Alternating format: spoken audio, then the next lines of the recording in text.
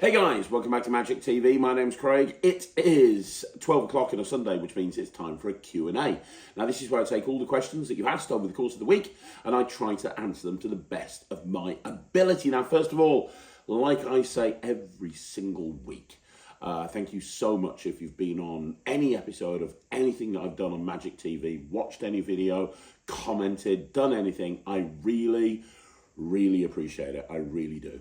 From the bottom of my heart, I mean that. Thank you very much. Also, if you've never seen the Q&A before, I'm taking all the questions that you've asked over the course of the week and answering them. Now, you want to try and get the questions in, ideally by a Monday evening at the latest. I typically film these on a Tuesday or a Wednesday. It's currently 6 a.m. in the morning on a Wednesday, and I'm filming this now. If I miss your question, if it's too late, I'm very sorry.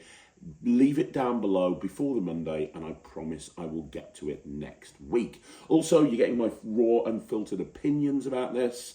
So what I'm basically saying is, if a question I think is deserving of a longer answer, I'll let you know during the course of the Q&A and I'll make another video about that in the future. One final thing, for all of the dozens and dozens of messages off people that have said they're excited about Big Blind, thank you very much. I genuinely love this. It's been 4 years in the making and tomorrow is when it launches. And honestly, I plan on maybe doing slightly less products this year, like I said in my end of year wrap up.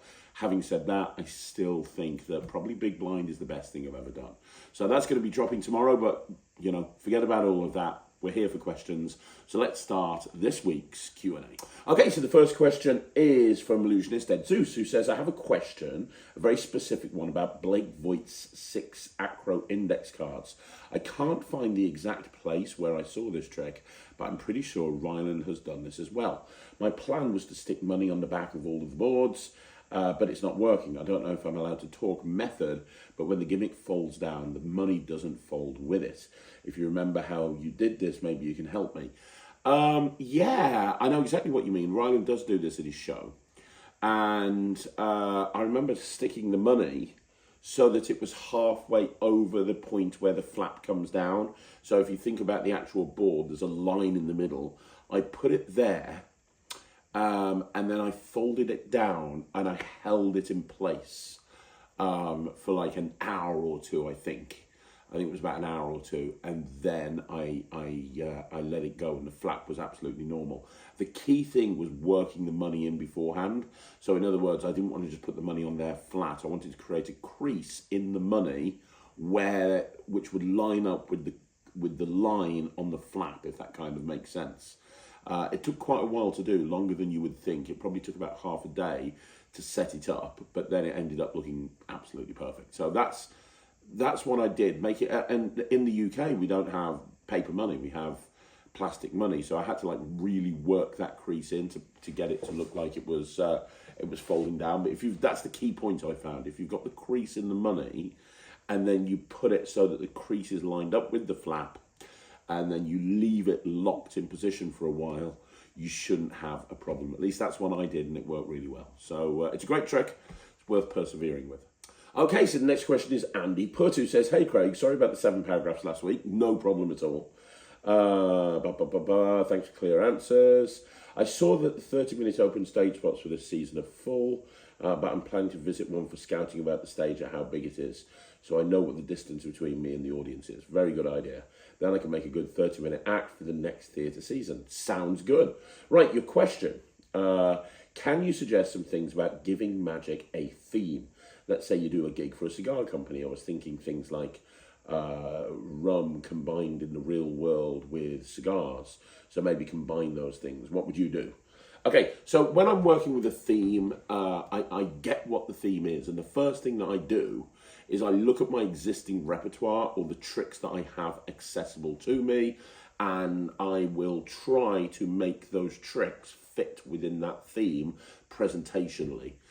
So I do a fair amount of trade shows, and Coins Across is one that I can theme an awful lot. A little while back I did a trade show for Vogelsang, which was a company that supplies rotary lobe pumps and macerators. Basically, it's the equipment that makes all of the crap go from A to B. And they wanted me to put across in my performance how amazing their rotary load pumps were. So I used 4 coins, and I did a coins across, and I said, hey, these 4 coins represent all the sludge and crud and grime and slime and all of the crap that you have, and this is going to represent where it ends up. Now, unfortunately, a lot of the time with most companies, you'll just have nothing happen, but we're over here at the Vogel saying it's as easy as 1, 2, 3. You see the sludge just goes from A to B so fast you don't see it go. That's because our rotary load pumps and macerators are better than anybody else's. In fact, it almost looks like real magic. So it's kind of that sort of thing. So in that scenario, I looked at the coins across and I was like, okay, this is perfect to fit the theme that I want it to fit. I remember a couple of Christmases ago, I did a corporate. It was a military base, and they wanted a Radio Times theme. So they wanted everything to fit to Radio Times. So I still don't know why, but I bought a couple of Radio Times and I gimmicked them up. I created basically a Radio Times Pegasus page, which was brilliant. And then I put a couple of other magazines together, Radio Times together.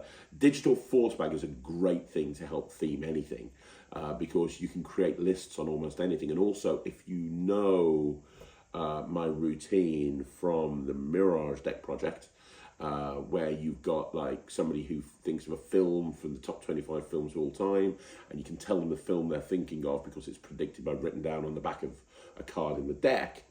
You can do that very, very easily with any scenario. So that's a very easy one to theme. In terms of cigars, back in the day, I used to do a lot of cigar manipulation. I used to do cigar from purs, and then vanish the cigars, split the cigars into 2. I did a bunch of stuff. In fact, I've got the entire range of gimmicks from wooden cigars, which I don't think are around anymore, including all the little purses and everything. And many, many years ago, Justin Miller also put out a cigar project, and I have that as well. So if I was doing something with cigars, I'd probably do a load of cigar manipulation. That's the sort of thing that I would do in that scenario. But in terms of theming things, the best thing to do is to just look at your existing repertoire, see what you've got, and try and make it fit.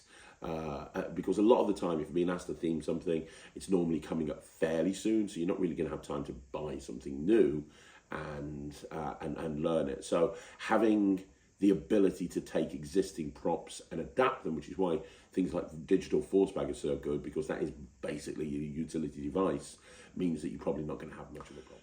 Okay, the next question again is from Andy Putt, who said, I saw you had the honour of performing at Fulham. What kind of magic did you do for them? Well, Fulham is my residency. I'm there all of the time. And I work in the VIP area just before match day. So they've got this beautiful VIP area. And people pay a lot of money to be in there. And drinks are very cheap. And they have a lot of entertainment. They have photographers walking around, caricaturists, singers, a whole bunch of different stuff, that balloon artists, and I'm typically booked to go around and do close-up magic. So I go around and I perform close-up magic to everybody. I typically don't theme it to Fulham because the people that are there, it's kind of a party vibe. Everyone wants to be there. Everyone's having a great time. It's typically adults. There's sometimes a couple of kids. But everyone is having an amazing time. It's relatively nice people because the people that are in there have spent a fortune to have those tickets, and they come in there from 12 till 3, so I do 3 hours, and then at 3 o'clock they go into the game and I leave. So I tend not to do any kind of, hey, let me talk to you about Fulham, because it's kind of a bit hokey. I don't need to do that in that scenario. These are fans coming in. They don't particularly need to see something themed to Fulham. But what I'll do is I'll just do really strong commercial magic. And it just very much depends. I treat it like a normal gig, so it's not like I do something special there or something tied into Fulham. I do try to keep away from card tricks wherever possible. I don't really do many card tricks because sometimes I can't always do every date that they want. So I have other people that I give the residency to when I can't do it. People like Thomas Maloney has done it in the past for me. Nemeth Phoenix has done it in the past for me. So because of that, I do try to stay away from cards, because I know a lot of people coming in will do a lot of card tricks. But other than that, I don't do anything special. Okay, one final question from Andy Putt, who says, what? Can you, right, when you start filming a Q&A, can you pin a message from yourself under the video that the Q&A is closed for questions because you've already filmed it? Yeah, that's a good idea. I think I could do that, if I remember. If I remember, I will do that. I'll try and start with this one. If by the end of the Q&A, I remember to do that, I'll do it, because that is a very good idea. Thanks, Andy. Okay, so the next question is Mago Antonio. Hello, how you doing? I hope you're well. And let's see what you say. Hi there, Craig. Great video as usual. Thank you very much. I have heard you say in previous videos that you have material for about 10 or more cabaret shows, and that almost every show you would do, you'd change routines around. You also said that this is a major selling point for rebookings, as they're going to have a different show. I simply want to know if you think that doing exactly the same show can have a negative aspect in order to create an act that makes sense with callbacks. I personally want to do the same show for a year, but sometimes it's impossible, so I understand where you're coming from. Would love to hear your thoughts about this. Keep up the good work. So you want to simply know if I think that not doing exactly the same show can have a negative aspect in order to create an act that makes sense. Okay. Look, you don't have to do the same show.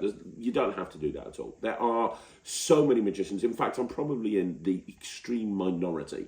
I know most magicians that work on stage will do the same show over and over and over and over and over again.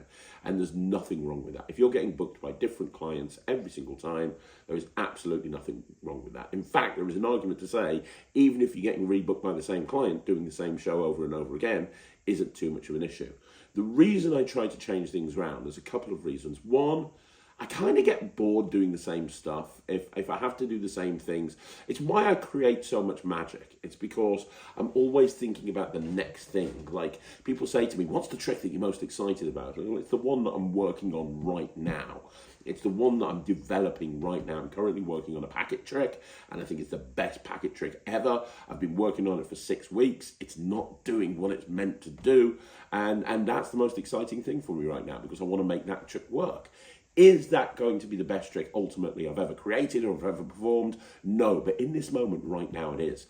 And it's the same thing with performing on stage. I love performing on stage. If you went and watched the video that I went and did on Friday for Hull, you'll see that I did a lot of my kind of big hitters. I didn't do, well, no, actually, I didn't do anything new. No, I didn't do anything new. I did Timmy Toilet Paper, I did Superfly, I did Destination Mistake, I did Toxic Plus, I did the Atomic Deck. I didn't really do anything new because I was there with Ryland and I wanted to focus on making sure Ryland had his set correct. So I didn't want to think about anything new going into the show, if that makes sense. But a lot of the time I will work in new material. I will be trying new stuff. Now, will that stuff always stay in my act? No. And sometimes I change things around. Sometimes I'll take something out. Like, my Destination Mistake routine, I know a lot of people do that because I speak to them about it. I took that out for like 2 years out of my act. I just took it out because I was working on new openers. And then after a couple of years, it came back in. I just like changing things around. It's just me. But you don't have to. You don't have to at all. What I would say is don't be afraid to add new material. There's magicians I know that are deathly afraid to add new material because they know that it's never going to be as good as the material that's in their show. Now that might be true if you don't work it in, but if you work that material in, eventually it will be as good as, if not better than the material you put it in the first place. But it's about working it in, and you've got to give it time to work it in, if that makes sense. But with that all being said, yeah, I look, if you want to do the same show over and over again, that's absolutely not not a problem. It's fine. At the end of the day, the more you do something, the more polished it will become. So by doing the same show over and over again, it's going to be very, very polished. And maybe I've got it wrong. Maybe that's the most important thing. Okay, so the next question is from Divishan Magician, who says, can you give a mini review of Fickle Nickel by John Cornelius now, please? With these questions, I have no idea of the method. So asking these questions, right, okay, so there's 3 questions, but they're all about the same thing. So let's see if we can do this. If you don't know what Fickle Nickel is, by the way, guys, Fickle Nickel is a coin vanish that was developed by John Cornelius many, many years ago. And the whole idea is that you show a coin in your hand, you close your hand, you open your hand and the coin has vanished. It is a very, very clean coin vanish. It really is.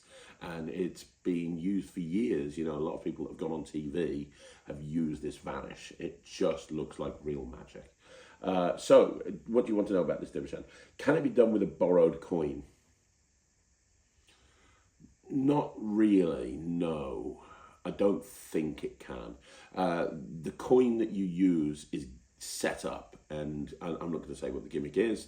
It's not gimmicked in a traditional sense in that it's machined or anything like that, but it's gimmicked, it's prepared in such a way that you couldn't actually... you could. I don't think. No, you can make this up on the fly. Now, what you might be able to do, possibly, and I've not tried this, but if you made the gimmick up with a 10 pence, for example, you could borrow a 10 pence and switch it for the Fickle nickel gimmick. That might work. I don't know, because the part of the setup restricts you in a certain way, which I don't want to get into, but part of the setup restricts you in a certain way. But I think maybe with practice you could definitely. But the problem is, if you're going to switch that coin in, now you're going to have to ditch the coin that they've given you. I don't know. You might be able to switch a coin for the Fickle nickel, but you couldn't do the Fickle nickel vanish with a borrowed coin. So what's your next question? Can it be done in an actual gig, or is it just a social media trick? It can be done in an actual gig, but the angles are ridiculous. So in terms of this, if you're looking directly from the front, it looks absolutely amazing. If you are looking from the sides, you're going to see how it works. If you're going to look from the back, you're going to see how it works. So if you're doing it in a walk-around situation and you're doing it to people here and there's people over there and they're watching, they'll see exactly what's happened to the coin. If people are watching from the sides, they'll see how the coin works. They'll see how the vanish works. It has to really be viewed as kind of straight on is the best angle. So it can be done in a real world gig. And the other thing is, you kind of have to bring your hand out like this in order to do it. You can't have it here and do it here and therefore have your body block the vanish. You kind of have to bring your hand out here in order to do it. So it's if you've got like a formal close-up show or a parlor show, or even if you're doing sort of a big table and you can take a step back and come up here, then that's fine. Now, I haven't done Fickle nickel in a long time, but the other thing you need to consider is I can't remember, I haven't done it in a long time, but I don't think you can use a bigger coin for this. I don't think you can use a $50 or $1. You might be able to. I'm searching through my memory. I can't remember ever doing it with a $50 or $1. It's not to say that you can't, but I think the bigger the coin, the more difficult it would be to actually do this routine. And your final question is, does it have any other purpose other than making the coin vanish? Are there longer routines with it? Other than making the coin vanish and then potentially bringing it back, I don't think there's anything else that you could do with it. I know that Peter Eggink used a Fickle nickel style vanish in his trick Eye Candy. If you look at Eye Candy, and you look at the trailer to Eye Candy, he makes the candy vanish using a Fickle nickel style setup. And then it appears in the kid's hand or something like that. So he's incorporated it into a longer routine. But I remember saying in the review at the time, I don't see the point of using the Fickle nickel for this, because ultimately the vanish can be done in any way that you want it to be done in. It doesn't necessarily have to be done like that. So yeah, I mean, you could maybe incorporate it into a longer routine, but the problem is, when you've made the coin vanish, you're in kind of you're frozen in a position where you kind of have to ditch the gimmick before you go on, or retrieve the coin and then put the coin away. So you're limited in terms of how to routine it into a longer performance because of how the gimmick works. So there you go. Hope that helps. Okay, let's look at the next question. This is from Fixer9398, who says, "Hi Craig, hope this message finds you well." Yes, thank you very much. Recently I was trying to create an act with Black Peter cards. If you don't know what they are, I don't. It's a children's card game, very popular in Germany and Eastern Europe, where I'm from. A deck has 13 pairs of cards. Each pair has a person with a different profession. and one unpaired card, which is the Black Peter. The goal of the game is to find all the mates, and the person who has the Black Peter card loses.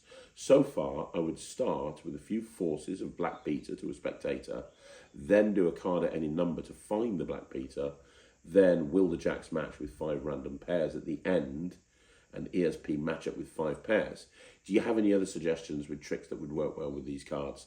Okay, that's a really interesting idea. You could do a variation of my ultimate matchup routine. So if you've got focus, the thing with focus is a lot of the routines with focus involve having 2 of each card in the deck. So you've got a quote card and you've also got a film.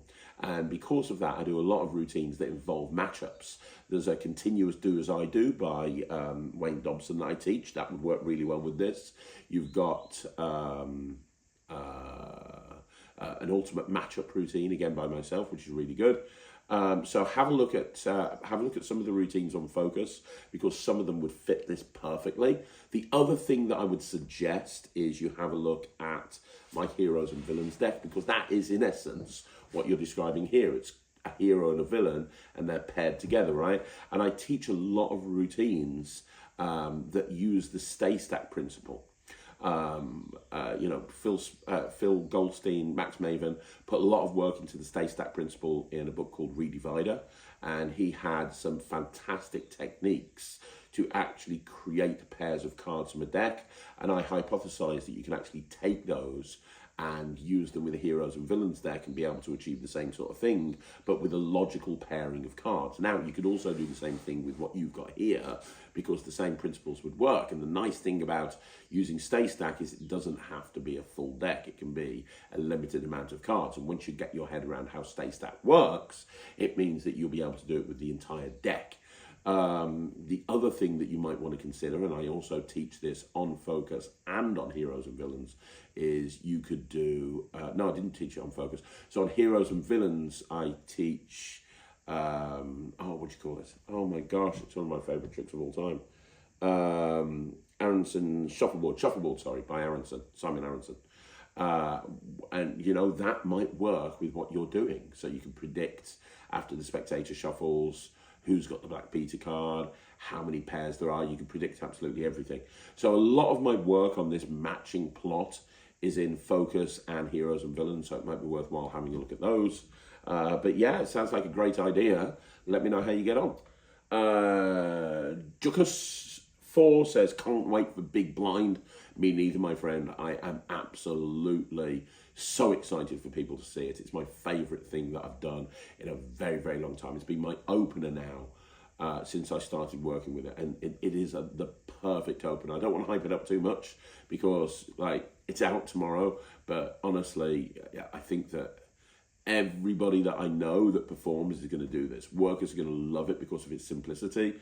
Hobbyists and people who perform socially, they're going to love it as well because of, you know, the options with it. It's just, and I managed to keep the tutorial less than an hour, I believe. So, yay me. So yeah, a lot you can do with Big Blind. Thanks very much for the support, and it's out tomorrow.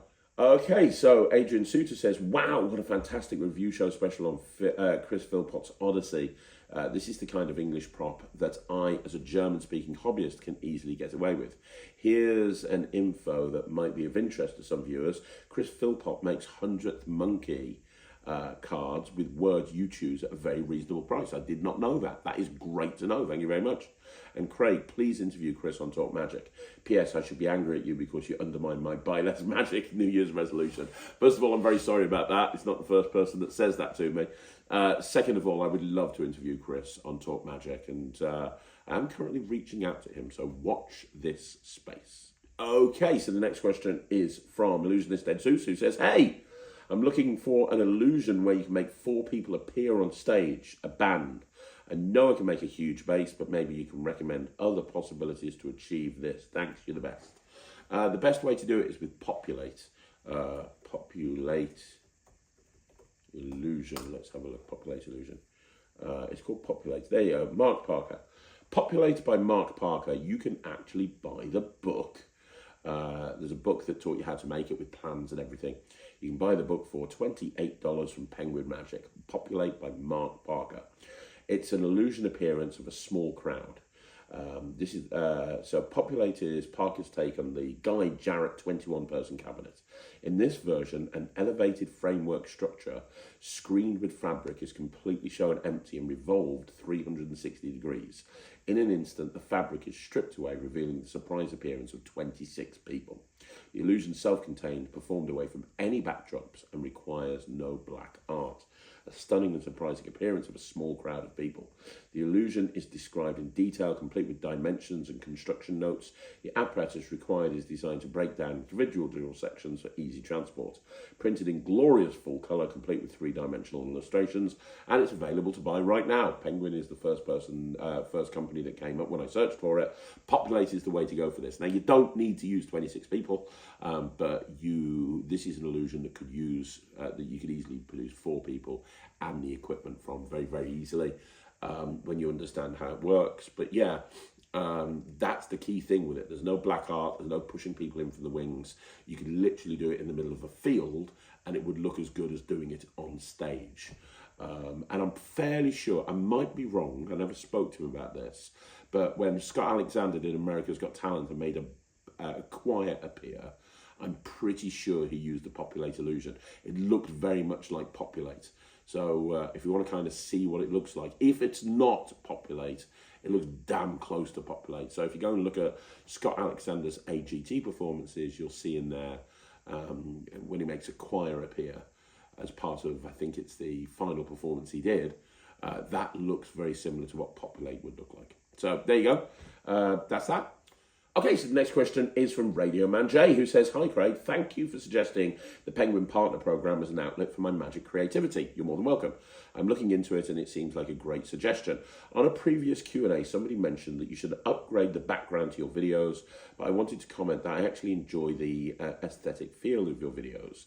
With an iconic whiteboard and a beige wall that needs new paint, it made me feel like I'm just sitting in your office and casually talking to you about magic instead of being part of a show you put up for me. Also, I think that the bare bones aesthetics keep the muggles away from potential exposure, just like the 1995 style Penguin website and the vomit-inducing colour scheme of the Magic Cafe. Anyway, that's just my 2 cents on the matter." Well, you can see that. I mean, here's the thing. So I film in 2 places. I film in the office, which is where the whiteboard is, or I film here in my man cave. This is where we've always filmed the review show the review shows, some of the review show specials, and I film here because Ryan doesn't come to the office that much. Now, traditionally we've filmed against that wall, which is a bare wall, but we've just installed all of these shelves and changed everything round. This is kind of my home man cave. So over there I've got a bar, arcade machines, basketball stuff, and then down there, and then I've got like tiered seating down there, big TV, loads of dartboard over there, whatever. The point is, we're going to have this area here as kind of like a little filming studio, because this is a big, massive area up here. And then, we can have the equipment set up and packed away when we're not doing it. So I'm just trying this out. Right, I told Ryland that he needs to sort these shelves out. So, and eventually we might mess around with the office. But it's getting it past Sarah. Sarah doesn't think that an office should be changed too much, because we do use that office to train in. That's the problem. But we'll see where things go. My question this week is, does it ever happen to you that people are not that impressed by a trick because they suspect high technology at play when there is none? I had a couple of experiences recently in which I performed sticks by Eric Stevens to some spectators, and from what they said, they could see that they suspected some weird and complex technology at play. Although in the end, I handed them the stick to be examined after painting one side of it with the force colour. I could see they still thought about weird technology, which made them appreciate the magic much less than they would have if they'd known it was all sleight of hand and cleverly designed piece of plastic. Does that ever happen to you? And if so, what could one do about it? I've never had that. I've never had anybody say, "Hang on, is this technology?" when it's actually not. That's not something that's ever happened to me. I'm not too sure why. Maybe it's the way I perform, but I've never had that. And I've done sticks an awful lot, and I've never had anyone go, "Hang on, that's high technology." I've never had that. And I think it's because I introduce it as, "Hey, I've got a stick here. It's got lots of different colours on," potentially. And a lot of my presentations try to convince people that I'm using technology when I'm not. So if you think of Magic Button, I actually talk about Magic Button and I say, hey, this is a high-tech card. I've got a routine coming out with Penguin, probably not until the end of the year. I'm going over in March to film it, which really leans into that high-tech look, like tenfold. So I kind of, and maybe that's what it is. Maybe you need to paint it red. Maybe you need to tongue-in-cheek say, hey, this may look like a plastic stick, but this is actually a piece of high-tech nano-design technology that's going to allow me to take a color that you choose and check. I don't know. I've never had that. I'd probably laugh it off if I didn't want them to say that.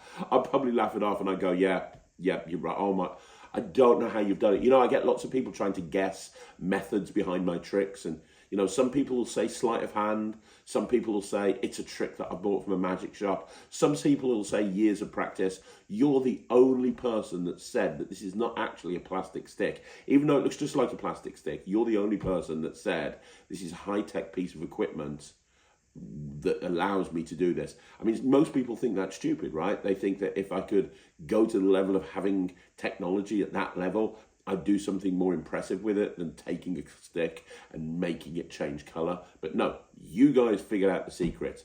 Well done. I'd probably kind of just get all sarcastic with it because that's my style. But no, I've never had it. I would just laugh it off, to be honest, or build it into your presentation.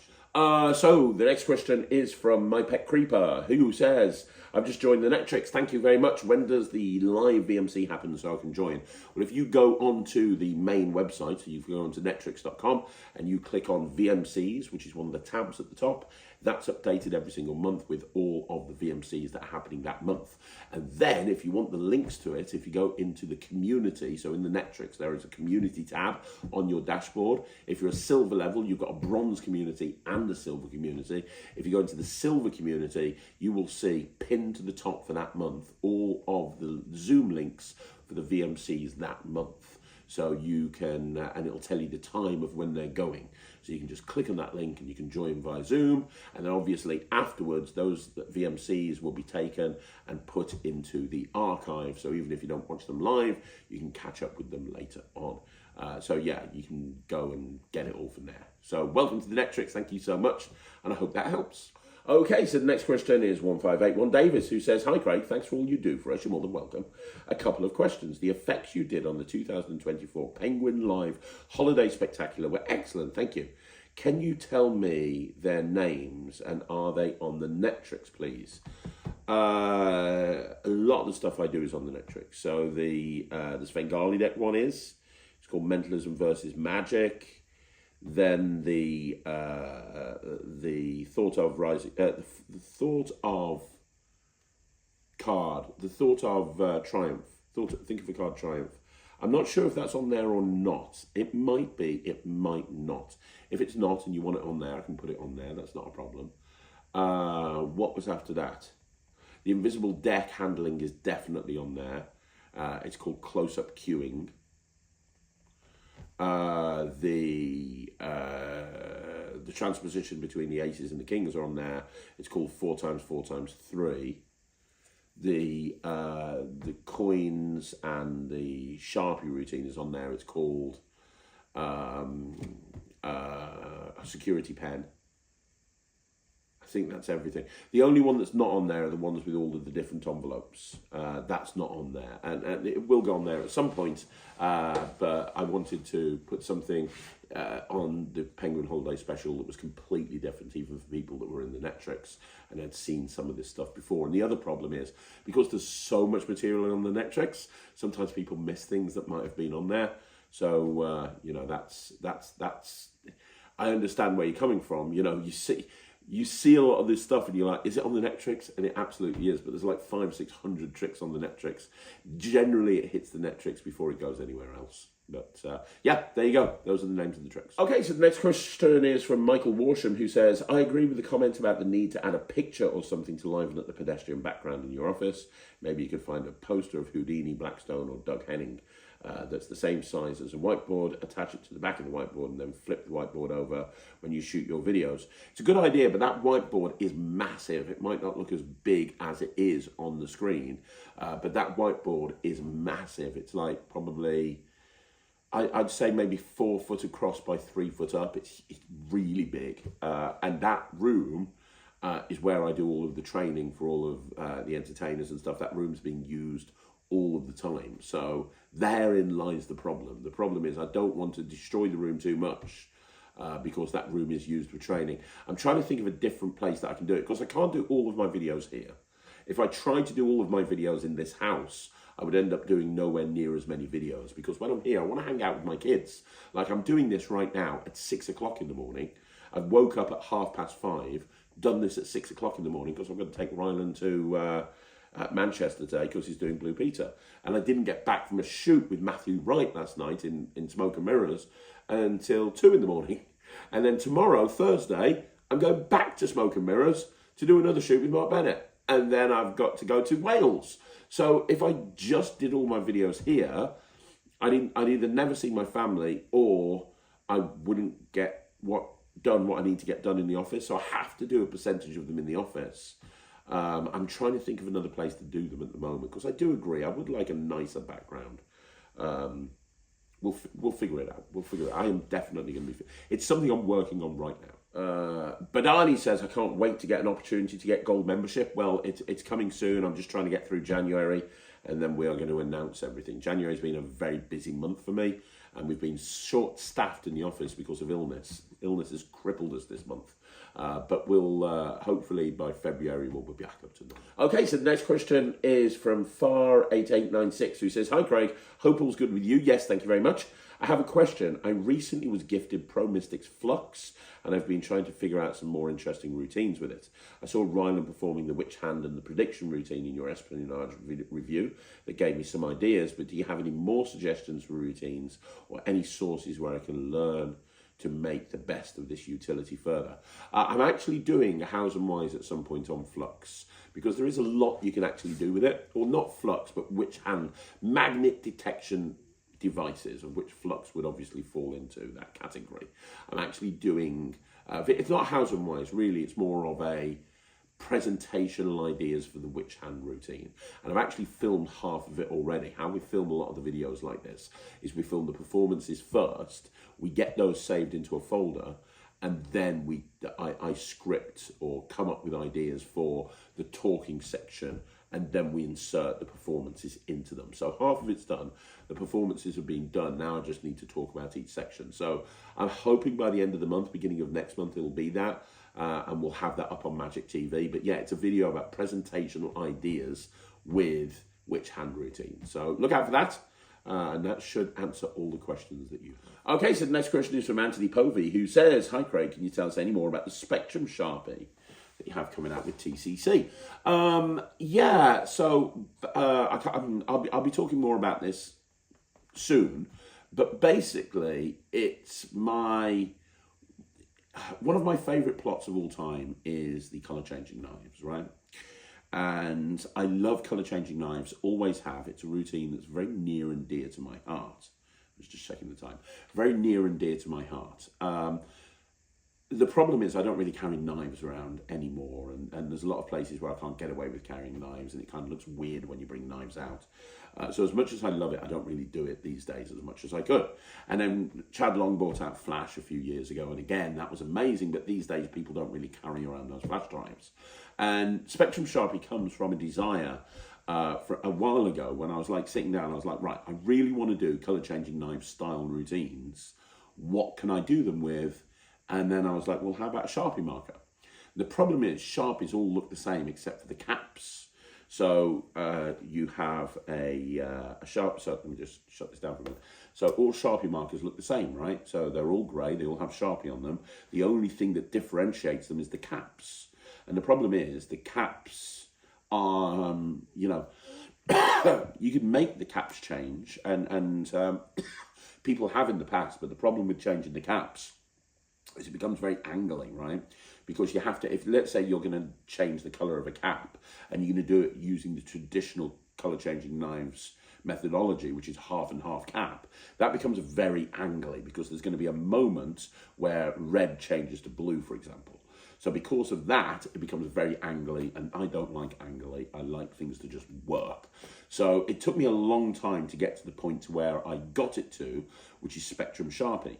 So in essence, the effect of Spectrum Sharpie is you have a pen in your pocket, you take the pen out, and you'll be seeing performances of this before Blackpool when it's launched. You bring out the pen, and by the way, it's a working pen. You can use it for anything that you want to use it with. You can even gimmick it for chalk if you wanted to, but whatever.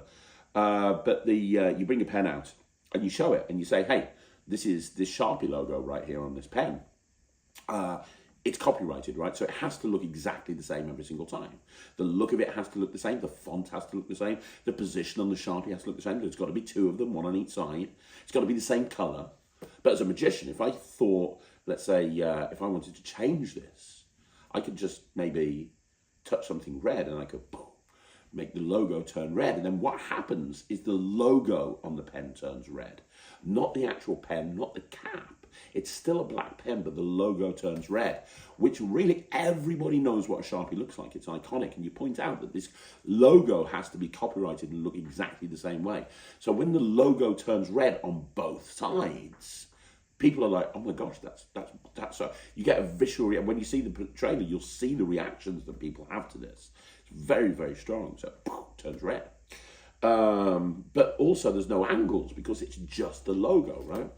And then you can turn it black, you can turn it red, and then you say, well, you know, the problem is this is weird. I've got a black pen with a red logo on it. That doesn't make sense. If I was going to have, if it was going to be a red logo, you'd put it on a red pen. And now you take out a red pen. So with a red cap, this is a red pen, and you say this has got a black logo because that's how all Sharpies work. But if you're going to have a red logo, it would be on the red pen. The black logo would be on the black pen. That would look something like this. And you go, and the logos change places on both sides of the pens. Now you can have them change back. You can do it in the spectator's hands, all this fun stuff. I do this really cool thing where you say the red logo is always on the right. Even if you switch the pens, it's always on the right. And then eventually you put the red pen back away. You've got the black pen, and you finish off by saying, look, everybody think of a color. You're all thinking of a color, and you turn the logo spectrum so that every single letter is a different color. It's like a rainbow effect, and you hand it out for examination. That's one of the routines with it. There's multiple routines, as you would guess, from a Craig Petty project. It's not that long a tutorial. Nem has done the tutorial for TCC, and he told me yesterday when I was with him, it's clocked in at 1 hour and 20 minutes, so yay me. But yeah, I mean, that's the main routine, but there's a ton of other stuff you can do with it as well. But it's so super practical because you carry this pen around with you. You can use it to write and sign and do all of this fun stuff, but you can do this really cool routine. Walk around, no table required, in the hands of the spectators, easy to perform, no angle issues at all, instantly reset, examinable, ticks all the boxes. I'm very excited about it. So that's a sneak peek. You'll see videos coming soon, but that is Spectrum Sharpie. There you go. Okay, so Kev Dog says, hi Craig, are there any tricks you'd recommend for an elementary school variety show? Thank you. So I'm going to assume you're talking about kids performing on the stage, kids performing magic on stage as part of a variety show. In which case I would say try to do the biggest routines that you can so that it can be seen from a distance. So I would kind of lean into those classic props that kids entertainers use, you know, like magic square, dove pans, change bags, that sort of thing. That's kind of where I'd lean to with that. Maybe if they've got a little bit of skill, some sort of professor's nightmare would look really good, because if it's a variety show, you know, you can't do little stuff. It's not going to be seen from the audience. You want to make it as big as you possibly can. You know, I would do the flowers from bag, you know, the classic paper bag, it's empty, flowers are coming out of it. If the kid doing it has got a little bit of experience, maybe get them to do a delight routine or a light up thumb tip routine, because that always looks impressive. You look at Ryan's Harry Potter act, perfect example. But anything like that, that's kind of what I'd lean into. Okay, so the next question is from Jesse Lazonda, who says, hi Craig, thanks for all you and your team do. It's really inspiring me with getting back into magic again. You're more than welcome, and welcome back, buddy. I won one of your tricks at the Alakazam Christmas Party playlist, and I really love it. Thank you. It's a great wild card, isn't it? It's kind of flown under the radar a bit. It wasn't one of my biggest releases, but I'm glad you like it. My question is having new magic tricks in my house again, which I don't want to lose or get mixed up. Have you got any tips on organising all the different tricks? And do you know any good products such as suitcases, organisers or bags, such as Matt's leather bag from Amazon? Thank you very much. I use the Alakazam close-up bag, and I have like 3 or 4 of them, and each one of them, and all the TCC close-up bags, but I've switched to Alakazam now. Those are my favourites. Also, for my cabaret stuff, I have like silver cases, and each one's got stuff in it. Other than that, I have shelves. So this is my shelf of stuff that I'm working on at the moment. You know, I look down here and I see things that I'm working on or stuff that I'm wanting to add back into my repertoire. So I look down here and I've got a prop dog ring flight reel. That's something I'm working on. I've got some coins in here that I'm working on. So I tend to have shelves for stuff, and my balls have dropped, how wonderful stuff. I have shelves for stuff. I don't even know half the things that are in here.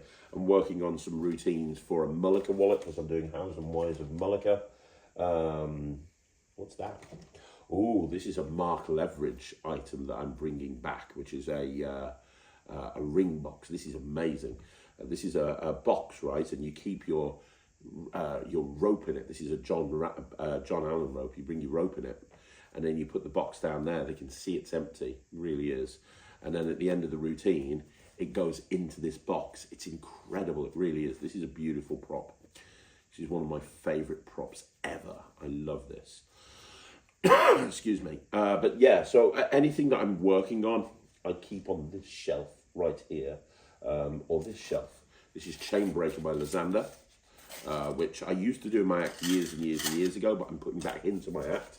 But yeah, and there's decks of cards. Oh, this is going to be one of the biggest tricks of 2020, 25. This is. I can't show you what it is. It looks like a quantum deck, but it's not.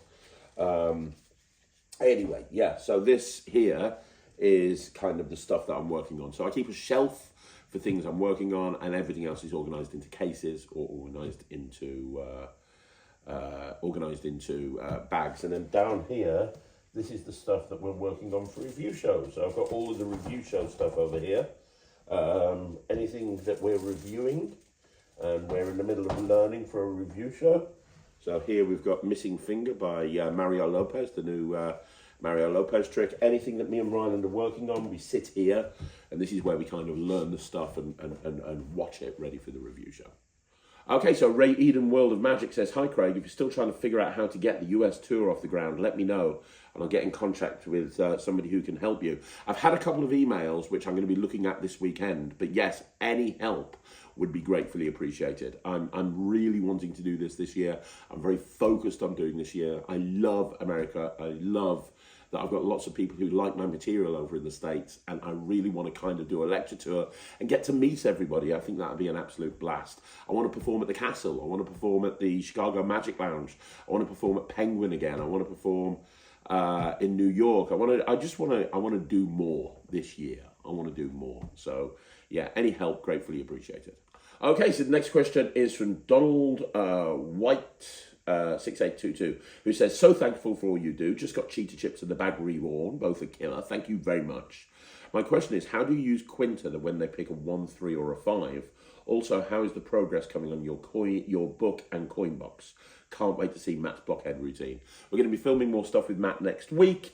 The coin box thing is still about a year away from being done, although I do have the first prototype, which is amazing, and I'm currently working on routines with it. It's down there. I can't show you. The book hopefully should be out at Blackpool. Everything has been done from my point of view. The last thing that I needed to do was the dedication, which has been done, should be coming out soon. And in terms of Quinta, how do you use Quinta when they pick 1, 3 or a 5? Honestly, I typically say pick a number higher than 10 to make it more interesting. But if you want to do 1, 3 or 5, you can do. 1, I wouldn't recommend, but 3 is fairly easy if you think about it. You just go 1, 2, 3, counting from the right to the left. 5 is exactly the same thing. You count from the right. You go 1, 2, 3, 4, 5, and it'll work itself. So 3 and 5 is fine. 1, I wouldn't bother with, to be perfectly honest. If somebody said 1, which they never have, I'd say, make it difficult for me. Pick a higher number. You know, if you say, give me a 2-digit number, that kind of gets rid of all of that completely. So thanks for all the questions. Hopefully that covers all of the answers. And again, I really appreciate the support. Okay, so the next question is from Frankini the Great, who says, hey Craig, here's my question for your show. I'm having an effect being made that's being published by Penguin Magic. I'd be honoured if you could give it a review on your show when it's released. Is there an email address I can send you my effect? Yeah, I mean, Penguin, just tell them to send me one and they will. The best thing to do is to tell Sean Dunn, if you're releasing it through Penguin, tell Sean Dunn or whoever you're dealing with at Penguin to drop it into my account and send me an email to let me know. Because if they just drop it into the account, the amount I spend at Penguin, it'll just get lost. But if you say, you know, if you want me to see it and get it on my radar, just tell them to drop it into my account and then tell Sean to drop me a message and say, hey, I've just dropped this into your account. Can you have a look at it? Alternatively, email craig@magictv.org and copy in info@magictv.org. That way Sarah and Michael and me will get it. And if I miss your email, which happens quite a lot, they'll push me and make sure I reply. Okay, so the next question is from David W, who says, hey Craig, happy 2025. I've got a few questions today. Okay, I have a full-time job, but also have been building a magic business alongside with some success. With a family to balance too, I don't have a lot of free time to generate leads. I was inspired by your comment last week about investing time into SEO and PPC and invest in lead gen websites like Bark so my business can work hard for me when I'm working, as I don't have time in the day to do this. I've been advised to steer clear from Bark, but I'm currently getting lots more leads from it in my area than ever before. I'm hesitant to buy the credits as I've been told it's for budget hunters. Would love to hear your thoughts on my plan. Right, you've got other questions, but let's talk about this one first of all. So, Bark, most magicians will tell you it's terrible, and they'll tell you other lead gen sites like Event and places like that are terrible. Here's the thing, they are right in regard as you do get a lot of people coming on there that are looking for a cheap price, and because there's lots of other people on Bark, you are fighting your way, you are competing against people who are going to quote lower than you. That's absolutely 100% true. Having said that, if you spend time and effort building up a good profile on Bark and you build a lot of social proof into that profile and you craft a really nice reply and you can stand out from everybody else, then they will gravitate to you even if you charge a bit more because you look better. Now, not everybody will, but I got a gig from Bark about a year ago, and it was one of the biggest gigs I've ever done. And, you know, because it's not always budget hunters, you know, Bark shows up quite often on a Google search. So if you're, for example, an MD of a company and you task somebody in your office to arrange entertainment for the corporate party, and they just go on Google and type in corporate entertainment, and Bark comes up, they're going to put a lead into Bark. They don't know it's a race to the bottom. So that you do get good quality leads on there, but the problem is you're competing against people on there that maybe would charge less. So make your profile look amazing. Make your reply, make your what you say to the client when they inquire look amazing. Make sure that you stand out compared to anybody else. Do a competitor analysis. Look at what put in an inquiry and see what comes back. Not to rip them off, but to make sure that what you say is better. And then get back to them as soon as possible. Make your profile look great. Make sure you've got good reviews on there. All that sort of stuff is really important. And then what will happen is you will generate work from it. I know you will, because other people have that I've spoken to as well. And we do, even though we run a big company with tens of thousands of events, we've still used Bark in the past to generate even more bookings. So it works if you want it to work for you. You just have to make yourself look better than anyone else. And the advantage with Bark is because they spend so much time on their marketing and their SEO, they are going to generate way more leads for you than you being able to generate yourself, right? Unless you're spending an absolute fortune on SEO and PPC. So for everybody that says that Bark is no good, great. Take advice when you think that the advice is useful, but don't dismiss something without even trying it. Whack some credits on there. Make sure that you're replying to the right quotes. You can always tell whether people are like looking for a freebie or not. And I think you'll be pleasantly surprised. Okay, so the next question from David W is, I know you have a plethora of magic you gig with and your set is ever changing, but let's say they booked you for an important client, high fee, and you know you need to smash it. Walkaround followed by tables. What's Petty's number one set? What are you going to destroy them with? My number one set, if I was going to smash it and kill people with it, would be Big Blind. For Walkaround, it would be Big Blind. It would be Coins Across, the Monster Coin routine, my Coins Across with the Jumbo Coin production. And it would be probably some sort of variation of Card to Pocket or Ambitious Card, or a sandwich routine, definitely a Deck Vanish, Ring and String routine, Card to Wallet, Mind Blocks or something like that. Keymaster definitely, and Security Pen I think would be the ones for Walkaround. Is there anything else? No. For big tables, definitely multiple selection routine with the tattoo reveal, Rubik's Cube routine with the tattoo reveal, fiber optics, card in the box, anniversary waltz, and Tommy Wonder's ring box, Tommy Wonder's ring watch and wallet, Chop Cup. They would probably be, or Chop or Chop Cup, here or there. They would probably be the ones, I think. But it very much depends. It really does very much depend. But those are the ones that I probably want to make sure that I had with me. I'm trying to think of it. Oh, Magic Button. Definitely Magic Button as well for the tables. Definitely Magic Button. 100% Magic Button for the tables. And if I was doing a spot, no, and I want to say Atomic Deck as well, because I'm doing that every single gig right now. It's killing. And throw Atomic Deck in there as well. Right, there you go. I could keep going forever. Those are the ones. Those are the ones. Great question. Okay, so the next question is from, again, David W., whose next question is, not magic. With the advent of Netflix and WWE, I'm getting all nostalgic, as all the content is on there. What 3 pay-per-views should I check out? Oh, bloody hell.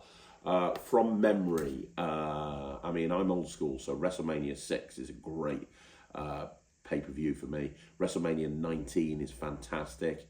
What was the SummerSlam where they had the Hardys versus, with the first TLC match? Whichever one that was, I can't remember. Whatever SummerSlam that was, where it was the first TLC match between the Hardys, the Dudley Boys, and Edge and Christian. That's a great one to watch. SummerSlam 1990. I seem to remember that being a really good SummerSlam. Yeah. I don't know. I'd have to do some research into this. I'd have to really think it through. WrestleMania 19 from memory was a great WrestleMania. You know what? Leave it with me. I'm gonna get back to you about that. I'm gonna do some serious thought on that and get back to you.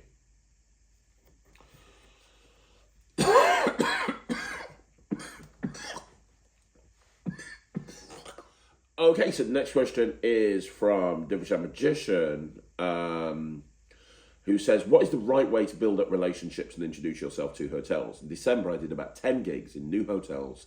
I hadn't been to one before, and every time I gave my card and brochure to the manager and told him, if you have any events that the hotel has organised and want a magician, feel free to get in touch.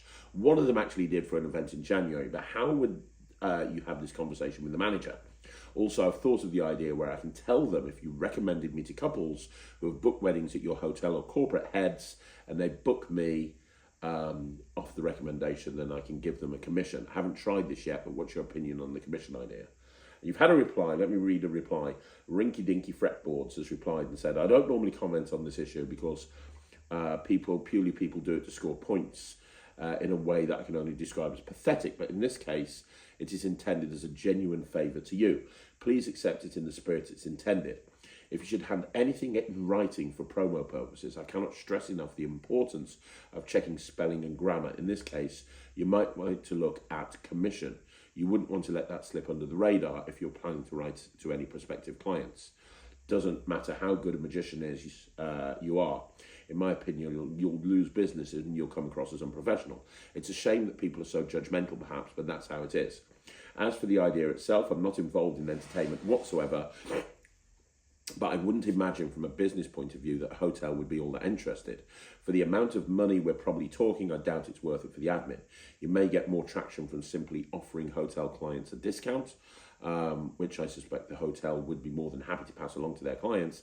That said, it might count for goodwill though, and never underestimate the worth of goodwill in business. Take that with a pinch of salt. I'm the furthest person from an expert on this, but there's some food for thought for you. Yeah, you're right, Rinky Dinky fretboards, you're absolutely correct. Divisham, to answer your question very, very quickly, don't bother with the commission thing. It's not going to work. It really isn't. No hotel would care less about that. In terms of the other part about how you handed them a business card and you said, get in touch, they will never remember you. You've come to their hotel on a really busy night. You're one small element of a million things that they've got to do, and you've handed them a business card and said, get in touch. They'll never get in touch. They'll never remember you. They have so many magicians coming to their events, so many entertainers coming to your events. Honestly, you will never be remembered. Here's what you do. First of all, when you go to the event, you want to make sure that you are super professional, but also you're super professional and easy to work with. I have seen magicians and worked with magicians that are a pain in the arse to the hotel. I go above and beyond when I go to a hotel to make every single person there like me, right from the front desk all the way through to the wait staff. I chat to them, I talk to them, I make them laugh, I introduce myself to the manager, I put their mind at ease, I point out stuff that they're worried about. So I'll say, hey, I'm not going to get in the way of service. I know that your job is more important than what I'm going to be doing. I will work around you. I am a dream to work with. I make myself an absolute dream. And then a couple of times throughout the event, I will communicate with them and say, hey, is everything going okay? Is there something I can help with? I'll point out to them if there's an issue in the kitchen or something, let me know and I'll jump on the table. I am a golden person to work with, right, in all these events. Then, at the end of the night, I go up to them and I say, hey, it was wonderful speaking to you. I work at lots of different venues. This venue is one of my favourite that I've worked at. In fact, I'd love to sit down at some point in the next week or two and maybe we could have a chat over a cup of coffee. Maybe there's a way that I could come and work here more often. Would it be okay for me to give you a call in the next week or two? I know you're super busy right now, but could I give you a call to arrange a time to come in? They will always say yes because you've been so easy to work with. You're not asking them to do anything right now. And you go, brilliant, when's a good time to call you? And they'll go, right, in a couple of days' time, whatever. You then give them a call, you follow up, you're super friendly on the phone, you arrange a time to come in and you sit down and you chat to them. You don't show them magic, you don't need to, they've seen you perform. You talk about how you can help them and how you go, hey, I love this venue, I want to do more here. Is there some way that I can make this happen? Do you have a recommended supplier list? Is there something that we can do together? And you're basically sitting down and chatting and exploring options. And the fact that they've said, yes, come in and have a chat to me, you're more likely to get a yes from that and to get extra work from that than just arbitrarily giving a business card out to somebody that they will throw in the bin 2 seconds later and forget you the following day. Okay, so the next question again is from Divisham Magician, who says, if you were to bring Priceless or Coloured to a mix and mingle 2 to 3 hour gig, how many times would you repeat it in the night because of the reset? For this exact reason, I keep wet wipes in my pocket so I can reset it easily. How many times would you do it? I do Priceless about 4 times in a 3 hour gig, maybe Coloured once or twice because that's more setup, and it only works in banquet part of the night. I wouldn't do either of those in mix and mingle, to be perfectly honest. I'm not going to carry a big dog around with me to do Collared. Absolutely not. That's more of a stage piece. And Priceless, for me, is more of a formal close-up routine. It's not really a mix and mingle routine at all. I don't want to be taking my jacket off in the middle of a gig. That just wouldn't work for me, if that kind of makes sense. It's not the sort of thing that I would do. I might find a way to make Priceless work, but I definitely wouldn't do Collared. And I tend to gravitate against anything that takes more than 5 or 6 seconds to reset. There's so much wonderful material out there. There's so many fantastic tricks. Why take something that's got a big reset that you're having to wipe things off and do this and do that when there's a million other things that you could do that doesn't require that level of reset, that also doesn't require carrying a fluffy toy around with you? So no, I wouldn't do either of those personally. It's not a routine that I would do. Okay, Archie Cox Magic says, what routines does Matt do with Stebbins as well as simple mind reading? I don't know. I can do a video if you want to with the teaching with Matt. I mean, I do really cool, complicated stuff with Stebbins. I think all he does is gets people to take a card and he tells them what the card is, but he does it in a very cool, waffly bollocks type of way. I think that's kind of what Matt does. I might be wrong, I'm not too sure, but if you wanted to, I could do a video with Matt talking about how he uses Stebbins. If that's something that would interest you, Archie, and anyone else that's watching this, please let me know. Okay, so the next question is Stephen Devereaux, who says, hi Craig, hope you're well. When is Big Blind coming out? It looks so good. Thank you, Stephen. There's been a real buzz in the community about Big Blind, and I think it's partly because I did it at the session a bunch. Normally don't show people magic until it's actually come out. But yeah, Big Blind is so good. You're watching this on the Sunday, my friend. It's out tomorrow, 27th. And this is not FOMO. This is not fear of missing out. This is not me trying to sell more units. There is a severe limited quantity of these things. There are not that many of them available.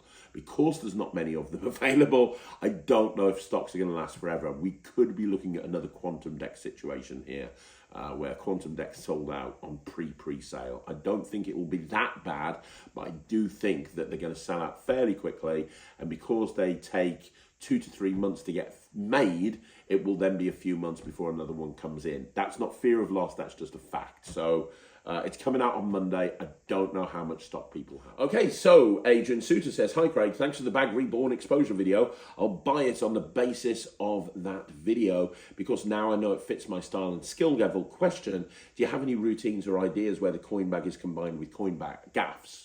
Thank you very much. That's why I did the video. I'm really glad you like it. And yes, I am doing this academy with Alakazam, probably around about March. I'm just finalising dates with Pete. And I'm going to be taking the Bag Reborn, Tribloon, Apparition, Nightshade, Mirage. I'm going to be showing how you can combine them all. There's some killer stuff that you can do with Mirage and with the Bag Reborn. Some absolutely killer stuff. Using that double-sided flipper in combination with the bag, and you'll see it all. It'll be a free academy that anybody that's bought any one of the Elite Coin range will be able to. Okay, the final question today is from MCK Magic, who says, hi Craig, do you have any must-see Blackpool lectures that you would recommend? Yes, lots. I'm doing a video on the things that I'm most excited about coming soon. That is coming very, very soon, so look out for that. I will tell you, one of the things that I know is going to be amazing is Jackie Yu. Jackie Yu's lecture is going to be brilliant, I guarantee it. But I am going to do a video on all the things I'm most excited about Blackpool. So look out for that video soon. I'm not going to do it now, but Jackie Yu is right at the top of the list. So there you go, guys. That's another video in the bag, another Q&A in the bag. Thank you once again for joining me right here on Magic TV. I really appreciate all of your support. Don't forget, Big Blind's out tomorrow. Don't forget, if you want to join the Netrix, which is my online streaming platform for magicians, it's the Netrix.com.